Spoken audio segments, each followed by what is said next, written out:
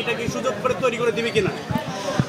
একটা জিনিস বলি, বাংলাদেশের বর্তমান রাজনৈতিক পরিস্থিতিতে আওয়ামী লীগের প্রশ্নে সবাই ঐক্যবদ্ধ। এই বাংলাদেশে আওয়ামী লীগ ফিরে আসার সুযোগ নেই, খুনি হাসিনা ফিরে আসার সুযোগ নেই। আসলে একটা কারণে আসবে, বিচারের কাঠগড়ায় দাঁড়ানোর জন্য আসবে।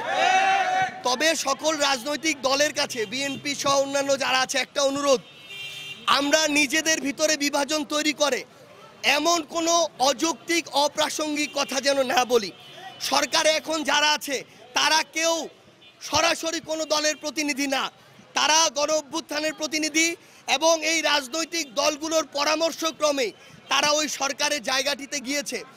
নির্বাচন দ্রুত দিতে হবে এটা কথা হতে পারে না, বরং কথা এটি হতে পারে যে নির্বাচন স্বচ্ছ সুষ্ঠু হওয়ার জন্য সামগ্রিক প্রক্রিয়াগুলো সম্পন্ন করে বিচার এবং সংস্কার পাশাপাশি চালিয়ে গিয়ে যখন এই সুষ্ঠু স্বচ্ছ নির্বাচন দেওয়ার উপযুক্ত সময় হবে, অন্তর্বর্তীকালীন সরকার বলেছে আগামী জুনের মধ্যে, তখন যেন এটি হয়। দ্রুত নির্বাচন হবে, স্বচ্ছ সুষ্ঠু হবে না, তাহলে ওই নির্বাচন অভ্যুত্থান পরবর্তী সময়ে একটি কলঙ্কে পরিণত হবে। সেটি আমরা আমাদের জায়গা থেকে কখনো চাইতে পারি না। ডিজাইন, এলিগেন্স, বিউটি, সেরা পণ্য সবার জন্য জেভিকো। বিশ্বাস করি বৃহত্তর স্বার্থে, ফ্যাসিস্ট বিরোধী ঐক্যমত্যের স্বার্থে ফ্যাসিস্ট বিরোধী যারা শক্তি তারা একসাথে আগামীর বাংলাদেশে একটি সুষ্ঠু নির্বাচনের পূর্ব পর্যন্ত কাজ করে যাবে। ধন্যবাদ ভাই, আমরা পরের উপযোগী।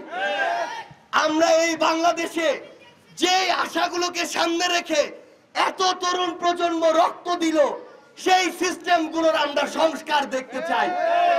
কোন একজন বড় অফিসার, যত বড়ই অফিসার হোক না কেন, সে যদি কোনো জনগণের সাথে অন্যায় করে, ভয় দেখায়, ক্ষমতার অপব্যবহার করে, তারও বিচার হইতে হবে।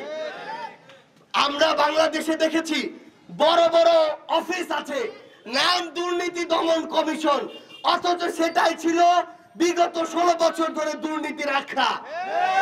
ওটাকে ব্যবহার করে রাজনৈতিক ফায়দা নেওয়া হয়েছে। আমরা বিগত 16 বছরের রাজনৈতিক কালচার দেখেছি, এই খুনি হাসিনা থেকে শুরু করে তার দোসররা অন্যান্য রাজনৈতিক দলের নেতা কর্মীদেরকে অনেক ছোট করে কথা বলেছে, অনেক খারাপ ভাষা ব্যবহার করেছে। কিন্তু এখন আমরা কিছু রাজনৈতিক দলের কিছু সিনিয়র নেতৃবৃন্দকে একই ভাষায় কথা বলতে দেখছি। আমরা স্পষ্ট করে একটা কথা বলি, যেই ভাষায় আপনাদের উপর এতদিন ধরে জুলুম করা হয়েছে, ওই ভাষার চর্চা যদি আপনারা আবার করেন, জনগণ আপনাদেরকে ছুঁড়ে ফেলবে। আপনারা যদি ওই কালচার সেট করেন, আবার ওই কালচার অন্য কারো দ্বারা ওই কালচারের শিকার আপনারা হবেন।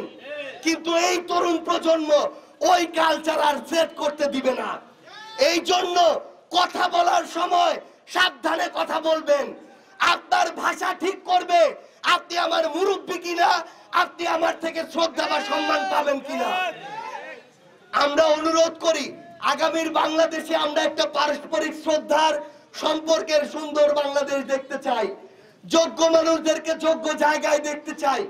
এই জন্য বাংলাদেশের এই উত্তরাঞ্চল, এই নীলফামারী জেলা, এই ডোমার উপজেলার এখানে আমার যারা মায়েরা, বোনেরা, বাবারা, চাচারা, ভাইরা আছেন, আপনারা একসাথে আপনাদের এই উপজেলায় ভালো মানুষদেরকে জনপ্রতিনিধি হিসেবে নির্বাচন করবেন, ভালোর সাথে থাকবেন, খারাপকে তিরস্কার করবেন।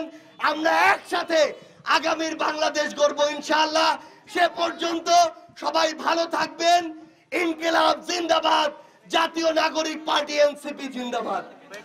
ইনকিলাব ইনকিলাব জিন্দাবাদ জিন্দাবাদ। কত পার্সেন্ট হচ্ছে? এটা 10% আছে। 10% বুঝছেন? আপনারা এগুলো একটু লিস্ট করে রাখেন, কোথায় কোথায় দরকার। হ্যাঁ হ্যাঁ,